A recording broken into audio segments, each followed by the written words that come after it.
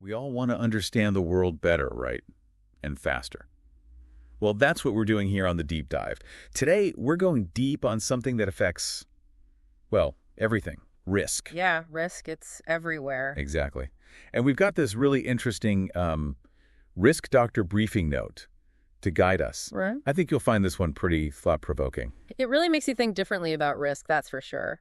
For a long time, we've been taught to just focus on the negative side, like what could go wrong, what do we have to avoid? Right, like damage control, just trying to get back to zero when things go sideways.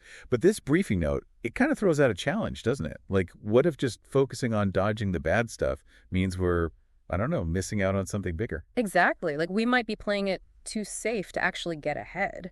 And that's where the idea of opportunity comes in, right? The note says that uncertainty, it's not all bad. There's this whole other side to it, this potential for positive outcomes, for exceeding expectations.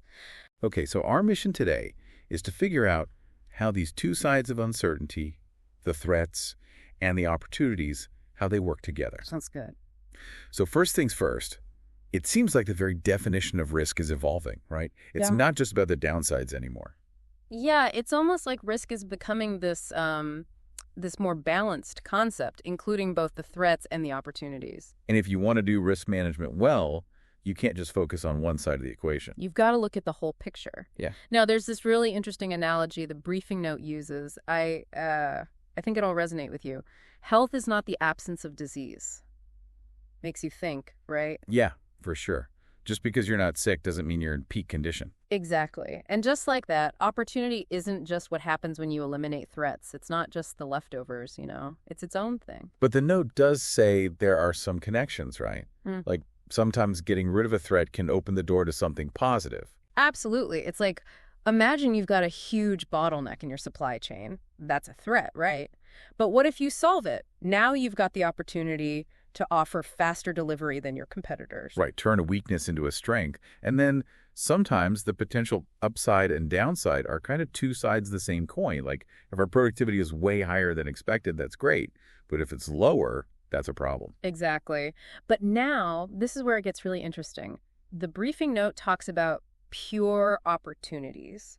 These are, they're not connected to any specific threat. They're just brand new, positive possibilities that we can go after. So it's not enough to just play defense, right?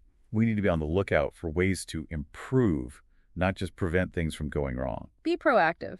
Seize the opportunities. That's what this briefing note is all about. And I love how the Risk Doctor's logo, that stethoscope shaped like a question mark, it really captures this whole idea of uncertainty, right? Like, Yeah. There's always the potential for both problems and possibilities.